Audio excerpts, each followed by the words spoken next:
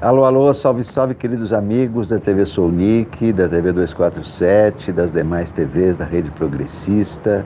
Boa tarde, sejam bem-vindos ao segundo programa de hoje.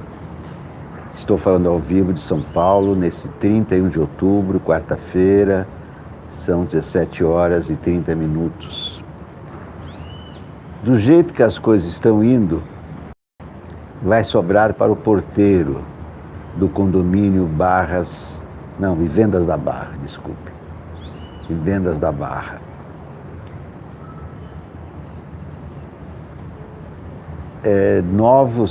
Novas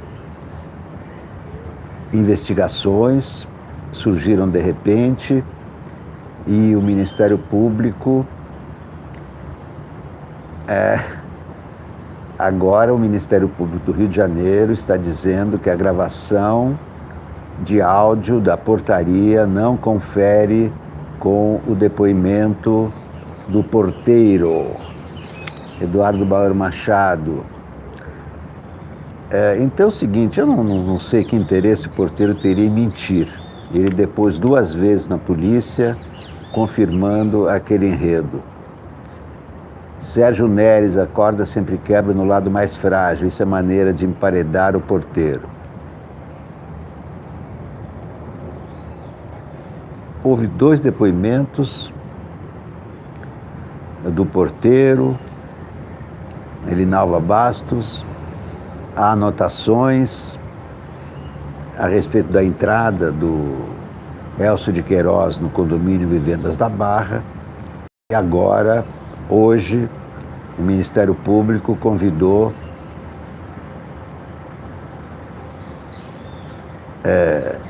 deu uma coletiva à imprensa afirmando que não, que a gravação, embora a gravação não tenha sido mostrada, a gravação não confere com o depoimento dele. Você imagina, Anderson Almeida, que interesse teria o porteiro de mentir? O porteiro informou o que aconteceu. O que ele faz? Parte de um complô? O PGR, o Procurador-Geral da República, Augusto Aras, também já afirmou que é factoide, não vai ter investigação, que vai tudo para a gaveta. O Sérgio Moro não é o ministro da Justiça, é o ministro do Bolsonaro. O Procurador-Geral da República não é o Procurador-Geral da República, é o Procurador-Geral do Bolsonaro. E tudo vai para o ralo. Tudo vai para o ralo. E é o que acontece num país onde as instituições não funcionam da maneira como deveriam funcionar. A PGR não é independente, o Ministério da Justiça não é independente, e até mesmo o presidente Dias Toffoli também demonstrou que não tem independência. Quando o Ministério Público do Rio de Janeiro consultou o atual presidente do STF se a investigação deveria continuar, ele não respondeu absolutamente nada. Lavou as mãos com Pôncio Pilatos. Andei sobre as águas como São Pedro, vocês conhecem esse samba do Paulo Vasolini? Andei sobre as águas como São Pedro, como Santos Dumont, fui aos ares sem medo, fui ao fundo do mar, como o velho Picard, só pra me exibir, só pra te impressionar. Fiz uma poesia como Olavo Bilac, soltei filipetas para te dar um Cadillac, mas você não ligou para tanta proeza, pôs um preço bem alto na sua beleza. Então, como Churchill, tentei outra vez, mas você foi demais para a paciência do inglês. Então me dobrei ante a força dos fatos, lavei minhas mãos como Pôncio Pilatos. Andei sobre as águas como São Pedro, como Santos Dumont, fui aos ares sem medo, Fui ao fundo do mar, como o velho picar, só para me exibir, só para te impressionar. Fiz uma poesia como Olavo Bilac, soltei filipetas para te dar um Cadillac, mas você não ligou para tanta proeza, pôs um preço bem alto na sua beleza. Então, como Churchill, tentei outra vez, mas você foi demais para a paciência do inglês. Então me dobrei ante a força dos fatos, lavei minhas mãos como Pôncio Pilatos. Dias Toffoli lavou as mãos com Pôncio Pilatos, Sérgio Moro lavou as mãos com Pôncio Pilatos, e um presidente da República que mantinha relações estreitas com milicianos do Rio de Janeiro, tanto ele como seus filhos, que morava no condomínio onde também morava o assassino de Marielle Franco. Em vez de ele ser investigado, devia ter sido investigado ainda enquanto deputado. Quem vai ser investigado agora é o porteiro. E quando todas as forças da República se voltam contra uma pessoa, vai ser difícil esse porteiro sair ileso dessa confusão. O Chile também continua mergulhado numa imensa confusão, num imenso caos. E eu não vejo com otimismo o que está acontecendo no Chile. Não vejo com otimismo o que está acontecendo no Chile. Continuam passeatas, manifestações nas estradas, agora mesmo, agora à tarde. Pessoas desconhecidas obrigaram motoristas que transportavam sal a derrubar sal no meio da pista, numa das estradas que leva a Iquique. Então, o caos continua no Chile. O estado de exceção não foi restabelecido, mas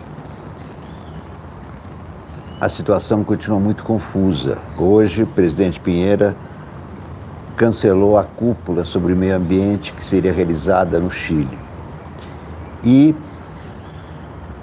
estão sendo investigados crimes cometidos durante o regime de exceção, durante o estado de exceção, e quem está sendo responsabilizado é o ex-ministro do Interior, André Chadwick. Ele deverá ser processado no Congresso, deverá responder pelas mortes, pelos feridos, pelas prisões ilegais. Há muitos feridos nos hospitais do Chile, gente que perdeu olho, não é escoriação não, é gente que perdeu olho, gente que perdeu perna e etc, etc. E todos esses crimes começam a ser investigados. Patrícia Campos, do Rio de Janeiro, abraços do Rio de Janeiro. A violência é tanta, veja o Rio de Janeiro, estão matando sem piedade, tiro do alto pra dar fim, seja em gente ou pinguim, Cristo já surtou, fechou os olhos pra não ver mais nada. Esse caos é só porque rejeitaram o PT, Bolsonaro militar, o Brasil vai afundar, rio de quem achar que não, dentro de mais um tempinho estaremos em recessão. Rio de Janeiro, Brasil inteiro, Rio de Janeiro, Brasil inteiro. Ora, não é fácil enfrentar um governo de extrema-direita. Esse governo brasileiro é diferente do governo Sebastião Pinheira, diferente do governo da Argentina atual. É um governo de extrema-direita, não se brinca com gente de extrema-direita. É gente muito perigosa. É gente que aponta os outros. Essa gente, quando é acusada, sempre aponta o dedo para o outro. A culpa é dele, não é minha, eu sou inocente. É isso que está acontecendo nesse episódio, divulgado ontem pelo Jornal Nacional. Um depoimento feito à Polícia Civil do Rio de Janeiro pelo porteiro do condomínio Vivendas da Barra, de que o senhor Elcio de Queiroz, que foi o motorista do carro do qual partiram os tiros para matar Marielle Franco, e seu motorista entrou no condomínio usando o nome de Jair Bolsonaro e não o nome de Rony Lessa. O porteiro depôs 2 vezes a Polícia Civil, confirmando essa versão. Essa versão também é a que consta no livro de visitas do condomínio, mas, mesmo de madrugada, ainda de madrugada, em Riad, Bolsonaro reagiu violentamente, ameaçando partir para cima não só do porteiro, mas da Globo, que divulgou a investigação. E ameaça não renovar a concessão da Globo, que acaba em abril de 2023. E por uma lei aprovada no governo Michel Temer, ele poderá tomar essa decisão em abril de 2022, ainda dentro do primeiro mandato. A reação de Bolsonaro foi virulenta, agressiva, hostil, como sempre. O porteiro, claro que não se sabe, nós não sabemos o nome dele, mas está lá na investigação, o Sérgio Moro já sabe, o governo todo já sabe quem é esse porteiro. E é claro que esse porteiro vai precisar de proteção. Isso é evidente, porque ele está sendo... a revelação dele o coloca como alvo tanto do governo quanto de milicianos do Rio de Janeiro. Então a situação desse porteiro é realmente muito perigosa. Esse governo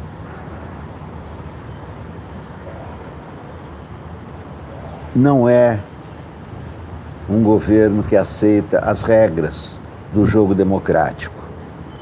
Os brasileiros elegeram esse governo e agora terão de aguentá-lo. Esse governo vive de ameaças. Para ele, para Bolsonaro, somente o que está acontecendo no Chile já leva a ameaçar o Brasil, onde não está acontecendo absolutamente nada. Estamos numa situação muito delicada, muito delicada.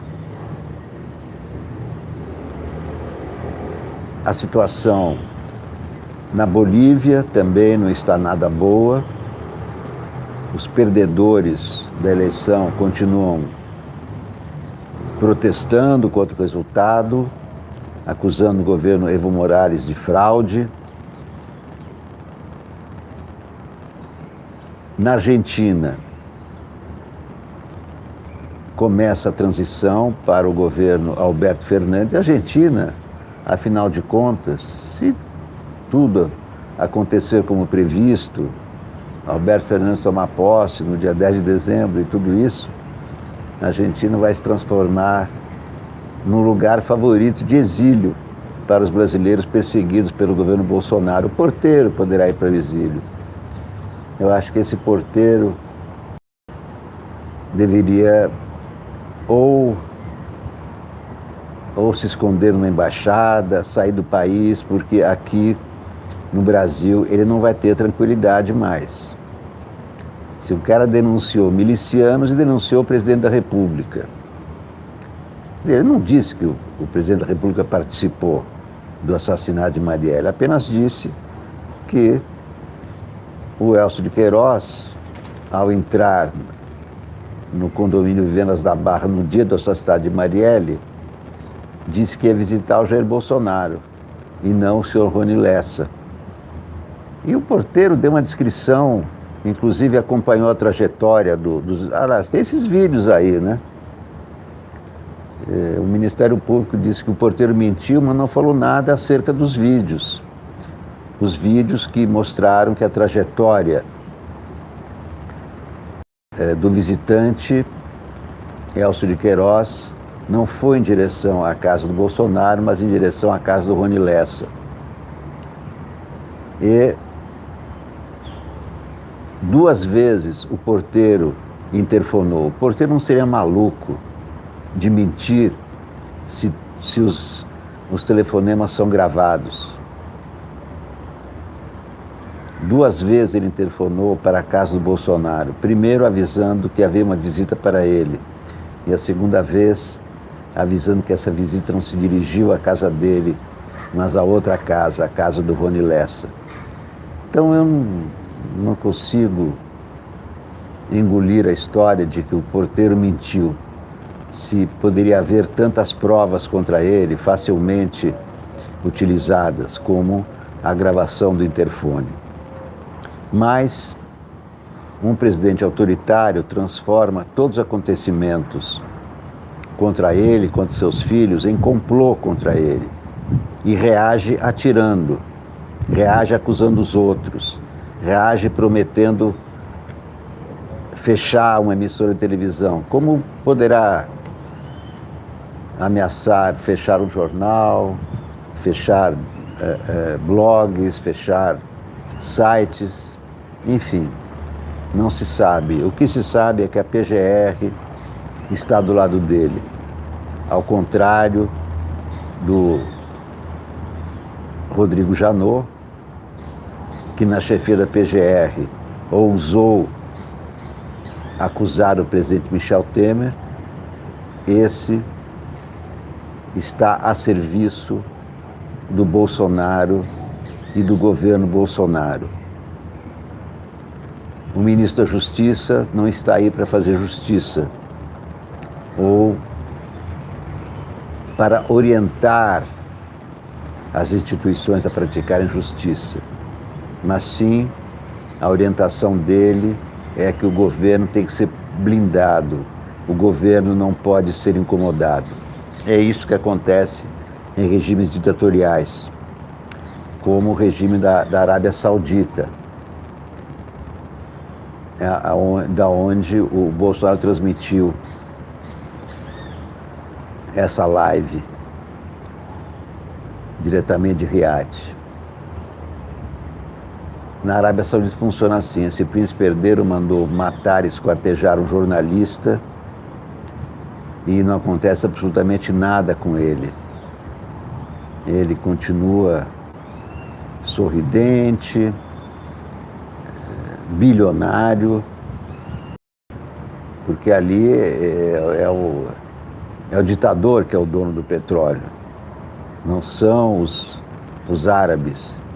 O dono do petróleo é o príncipe herdeiro, é a família do príncipe herdeiro, e nada acontece com ele. Como também na Rússia, não aconteceu nada quando Putin foi tido como suspeito de morte de jornalistas de oposição ao governo. Essa é a realidade brasileira. Hoje também começaram os depoimentos na CPI das fake news. Alexandre Frota foi lá e disse que a militância digital atua dentro do Palácio da Alvorada. Olha, eu queria recomendar o seguinte: eu não gosto de fazer campanhas na minha TV, convocações para manifestações, etc. Essa aqui é uma TV do diálogo, é um canal do diálogo. Eu não estou aqui para agitar, não estou aqui para conspirar, e espero que vocês compreendam o teor da TV Sul-Unic. Quem quiser conspirar, seja pela direita, seja pela esquerda, quem quiser convocar gente para ir para a rua, seja da direita, seja da esquerda, por favor, não é aqui o seu lugar. O seu lugar pode ser em outro canal, está cheio de canais no YouTube dispostos a fazer esse tipo de comunicações. Aqui não, aqui é um canal de conversa, é para a gente conversar, para eu dizer para vocês o que eu acho, para vocês me dizerem o que acham da situação do Brasil e do mundo, e não para agitar, para conspirar, para intimidar, né? Espero que vocês compreendam. Qual foi a convocação, Reginaldo Lula da Silva? Qual foi a convocação que você ouviu aí na Câmara? Então vocês já estão cientes, aqui não é lugar de conspiração, não é, claro que vocês estão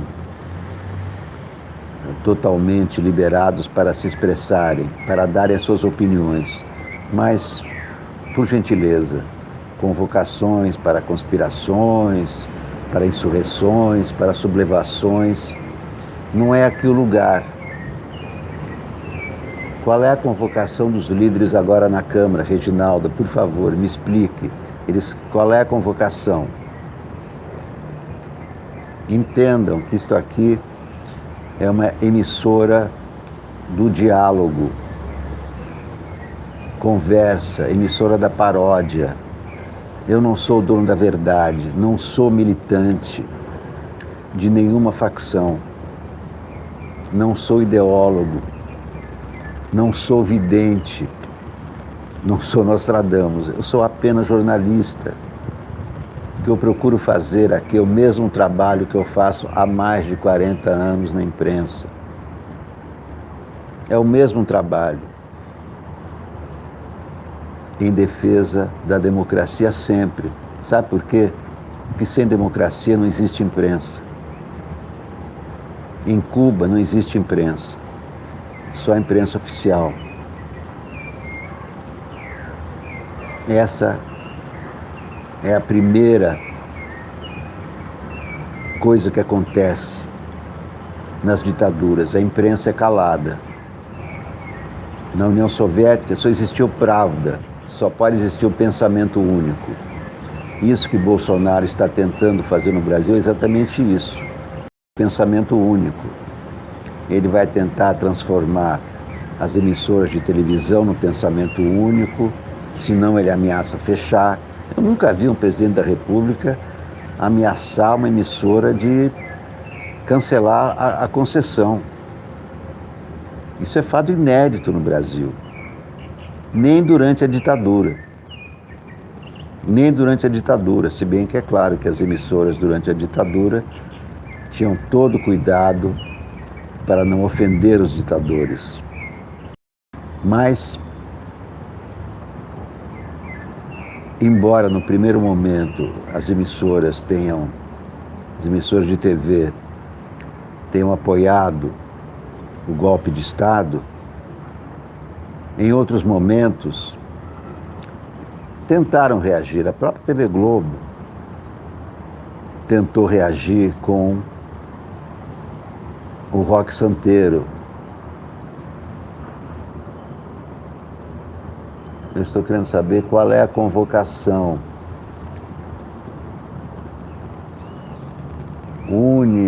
Convocação do quê? Basta Bolsonaro, UMES, MST, Sindicato da Oposição, só estou repassando. Bom, é o seguinte, eles que convoquem, tá? A UNE tem os seus meios de convocar, a UMES tem, se eles querem convocar passeatas, manifestações, convoque à vontade, mas por favor, não gostaria que isso fosse feito aqui na TV Sonic. Por favor, respeitem o canal, tá? A UNE, a UMES, o MST têm os seus meios de convocar o que eles quiserem, todos estão livres para participar das convocações ou não. Eu não vejo esse momento para convocar absolutamente nada. Nós temos que derrotar esse governo eleito pelo voto nas urnas. E a forma de derrotá-lo nas urnas é aplicar nesse governo uma grande derrota nas próximas eleições. Por isso, eu continuo defendendo o conselho de Luiz Inácio Lula da Silva.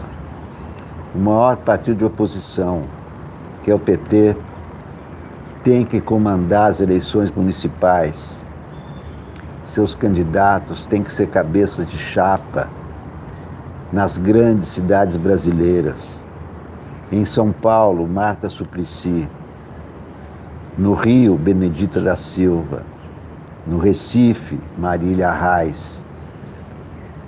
Em Belo Horizonte, Patrus Ananias. Os outros partidos de esquerda são muito menores que o PT. O PT é a locomotiva. Eles são os vagões. Não pode ir a locomotiva atrás dos vagões. Não é lógico. Os vagões é que tem que ir atrás da locomotiva. O PT tem que escolher os seus candidatos nas eleições do ano que vem. E os demais, se quiserem, têm que aderir a essa frente comandada pelo PT. E não o contrário. Não faz nenhum sentido o PT apoiar no Rio de Janeiro o PSOL, que não tem representatividade nacional, e a eleição do ano que vem é nacional.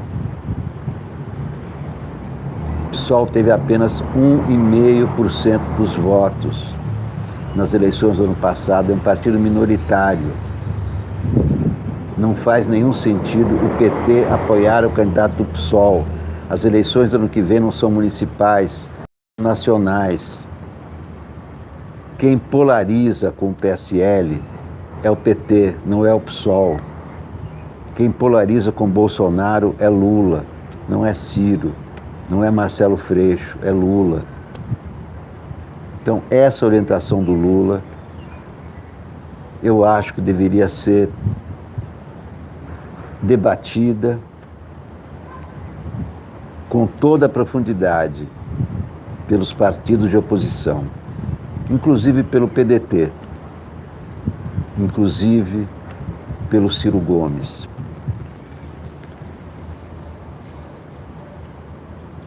Meus queridos amigos, vamos cantar um pouco, porque isso anima a enfrentar o dia a dia. Os nossos dias não serão fáceis. Temos que aguentar esse governo ainda por muito tempo. Não sei exatamente quando e ninguém sabe. Não há Nostradamus, não há videntes. Não sabemos. Tem gente precipitada que, ao ver a notícia de que Bolsonaro estaria envolvido no caso Marielle, já decretaram o fim do governo Bolsonaro. Ah, já acabou o governo Bolsonaro, vamos partir para outra eleição e não sei o quê. O jornalismo ensina a gente a ter cautela. Eu aprendi a ver os acontecimentos pela ótica jornalística.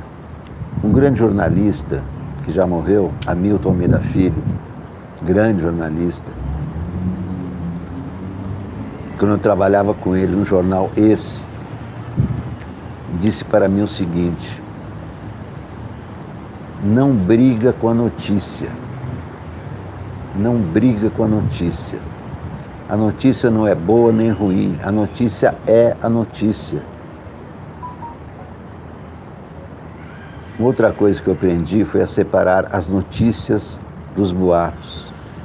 E a terceira coisa que eu aprendi foi esperar até que os acontecimentos fiquem claros para opinar sobre eles. Muito por causa da internet, muito por causa do YouTube, porque o YouTube adora que se comente em cima da hora, que é isso que dá audiência. Muitas pessoas contaminadas por esse clima de urgência. Acontece uma coisa, já começam a falar, já dão a sua opinião, e os outros apoiam, não apoiam. Muitas vezes, isso é dar com os burros na água. Não adianta a gente se precipitar, não adianta colocar a carroça na frente dos bois, nem os vagões na frente da locomotiva. Eu acho que o Lula também já aprendeu essa lição, porque ele é um cara cauteloso e que prefere manter um clima civilizado no país. Tem gente que sai por aí xingando Ciro Gomes, Fernando Henrique, até Tabata Amaral, como se eles fossem os inimigos. Até a Tabata virou saco de pancada porque votou a favor da Previdência. Como se fosse um crime votar a favor da Previdência. Isso é uma questão de opinião. Inimigo é aquele que está com a cara na mão, destruindo a democracia. Esse inimigo se chama Jair Bolsonaro. Ainda bem, felizmente, a imprensa não apoia os arroubos autoritários do Bolsonaro. Apoia a reforma da Previdência. Mas os jornais não têm essa lógica de serem contra tudo ou a favor de tudo. Eles são a favor da reforma da Previdência, mas são contra o autoritarismo do Bolsonaro. Eu não vejo nenhum colunista apoiando as declarações de Bolsonaro de elogio à ditadura, de elogio à tortura. Essas declarações são repudiadas imediatamente em editoriais do Globo, da Folha, do Estadão. Felizmente, a imprensa está tomando essa posição, porque é muito difícil dar um golpe de Estado sem a imprensa, sem a participação da alta cúpula dos militares, da ativa, não do general Heleno, não do general Mourão. Eles estão aposentados, estão de pijama.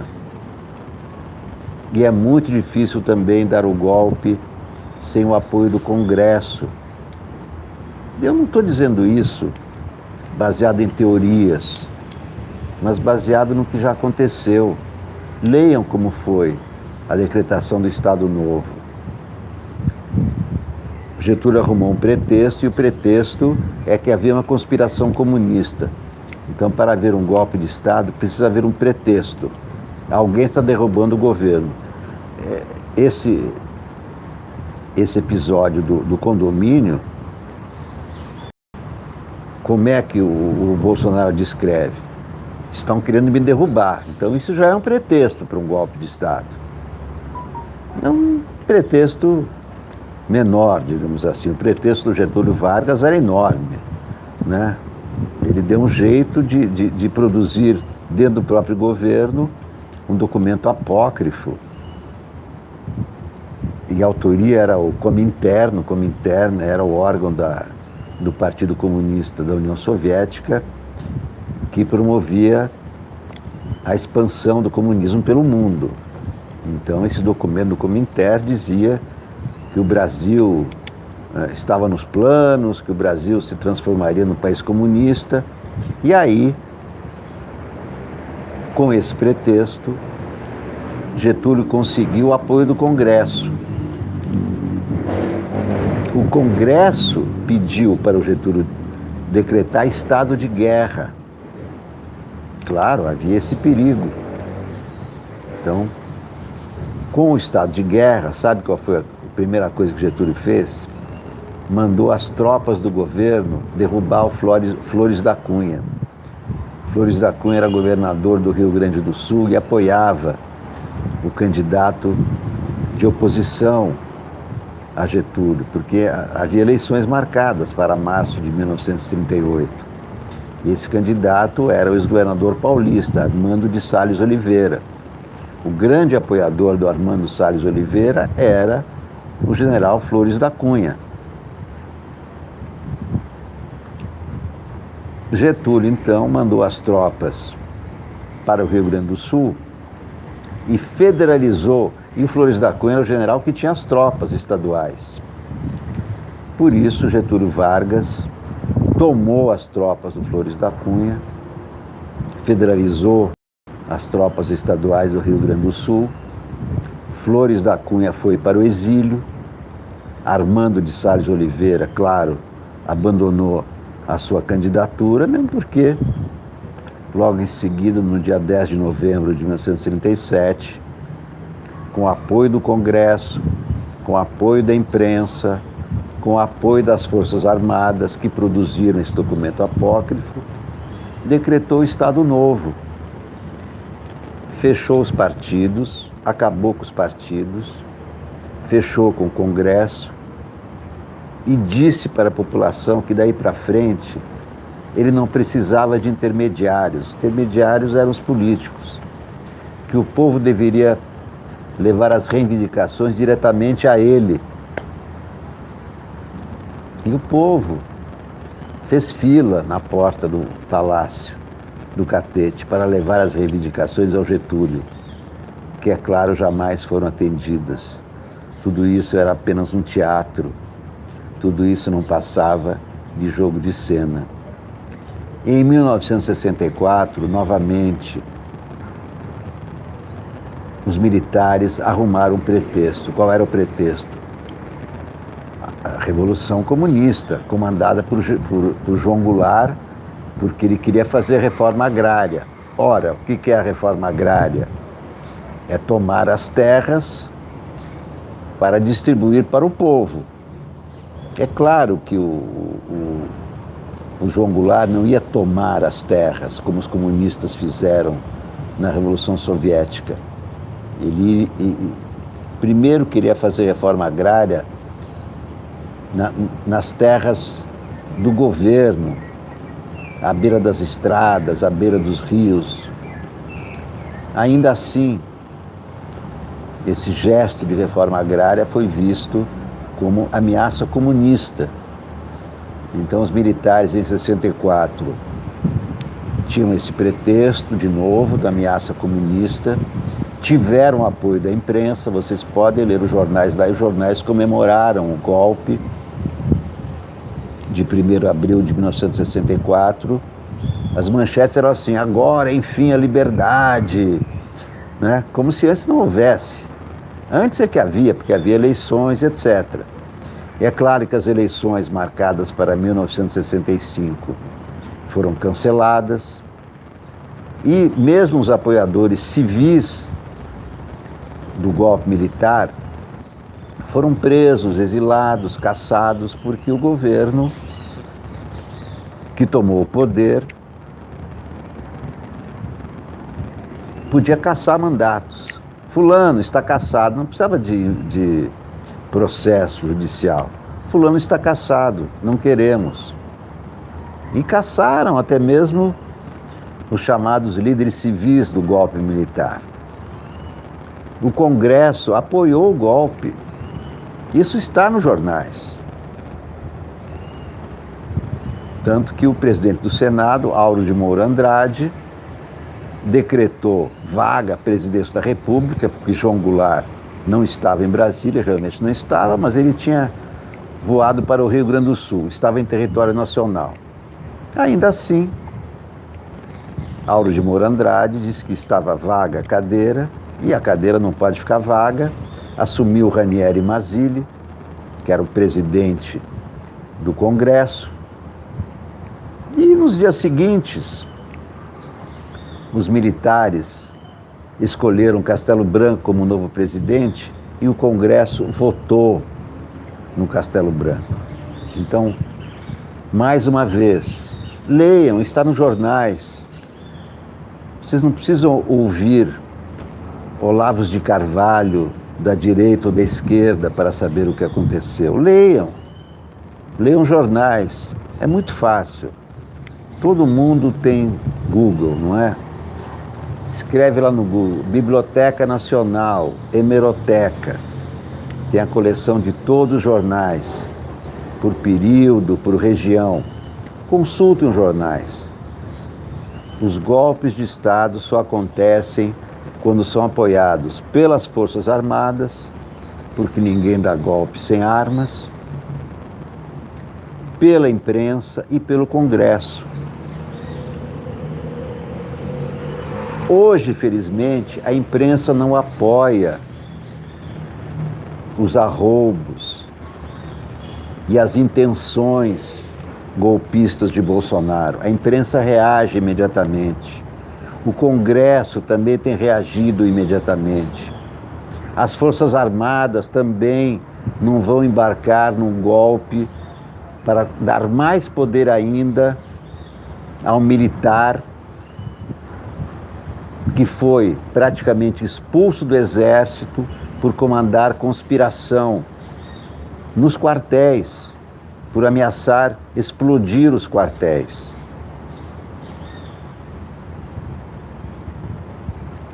Então, no momento, não há como Bolsonaro tentar um golpe de Estado.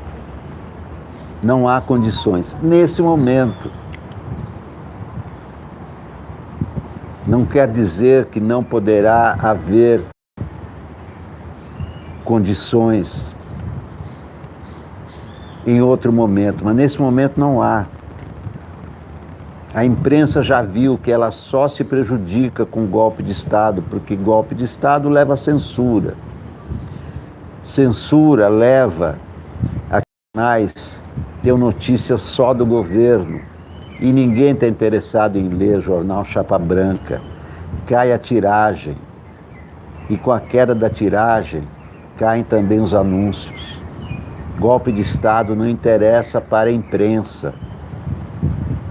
Não interessa para a Rede Globo um golpe de Estado. É claro que a Rede Globo cresceu com o apoio da ditadura militar. Ela não apoiou o golpe porque ela nem existia no golpe. A Globo foi fundada em 1965. Portanto, aqueles que dizem que a Globo apoiou o golpe militar de 64 estão equivocados. A Globo nem existia em 64. Ela foi fundada em 1965, foi fundada com a ajuda do regime militar, apoiou o regime militar posteriormente, mais tarde tentou reagir contra o regime, quando o regime militar já estava perdendo força, mas não interessa a Rede Globo um golpe de Estado, não interessa a Rede Globo a ditadura. Aliás, a ditadura só interessa ao ditador e àqueles que estão em torno dele.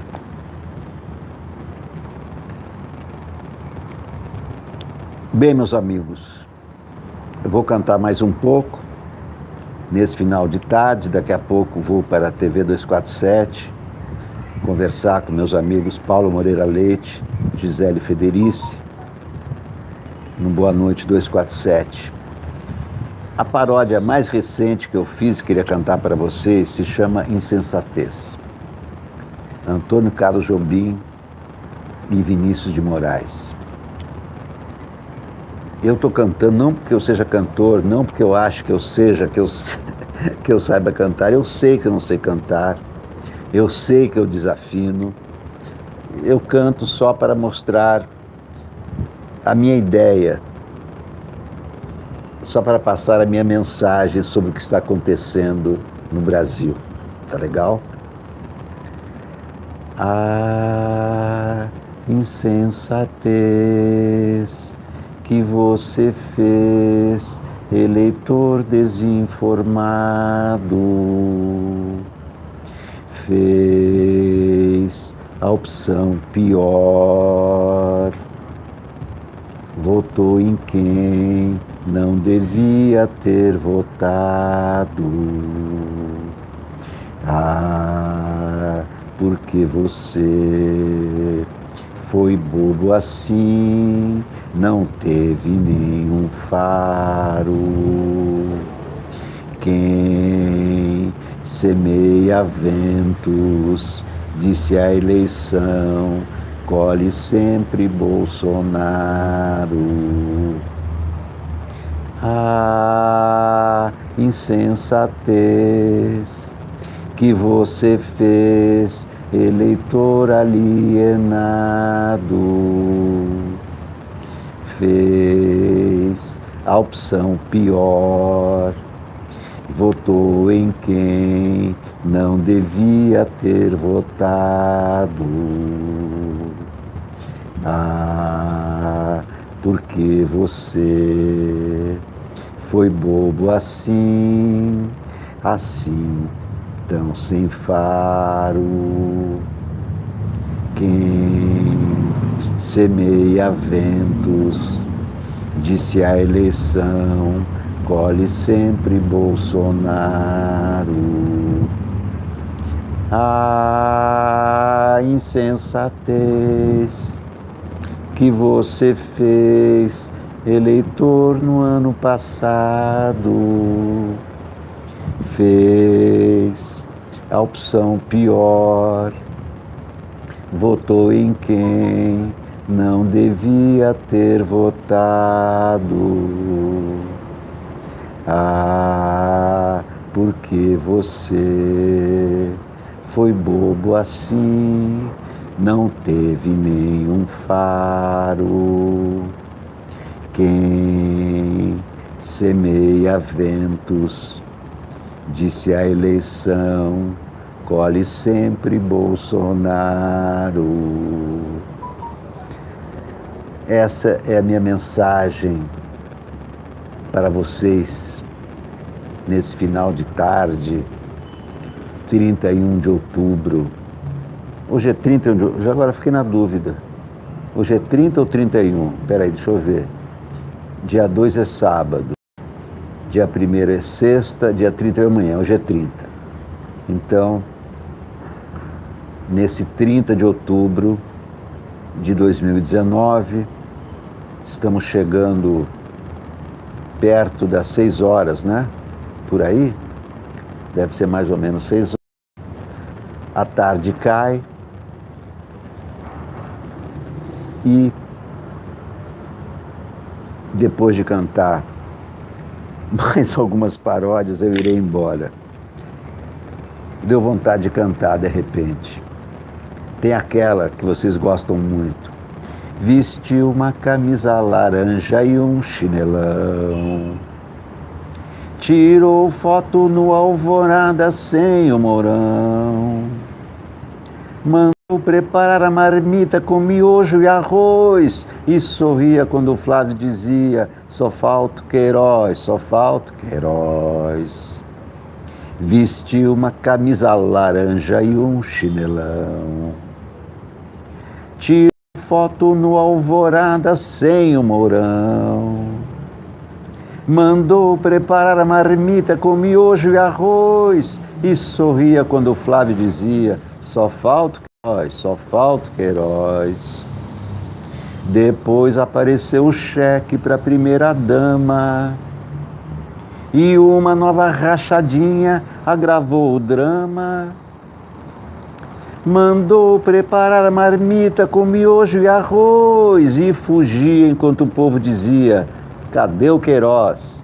Cadê o Queiroz? Passamos perto do Palácio da Alvorada, Jair e Bolsonaro tomavam laranjada. Alalá, oh, oh, oh, mas que calor!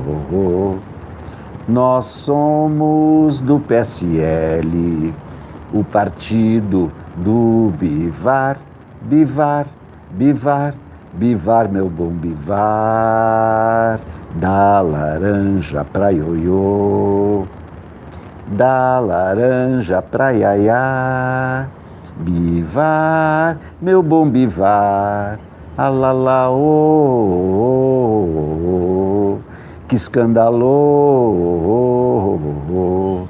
Passamos perto do Palácio da Alvorada, Jair e Bebiano tomavam laranjada. Alalá, oh, oh, oh, que escandalou.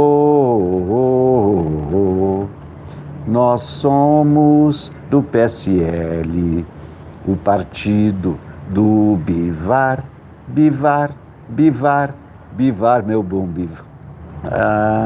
da laranja pra ioiô, da laranja pra iaiá, bivar, meu bom bivar.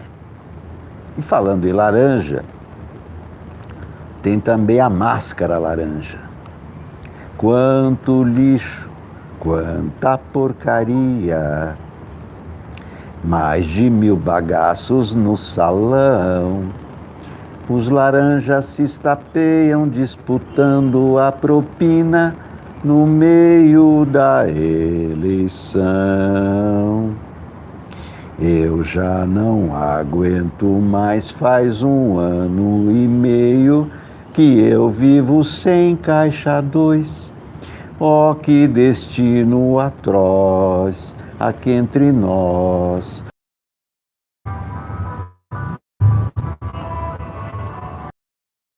Bem, meus queridos amigos, muito obrigado por assistirem mais esse programa da TV Soulnic. Daqui a pouco estarei na TV 247. Espero que vocês também estejam para nos ver.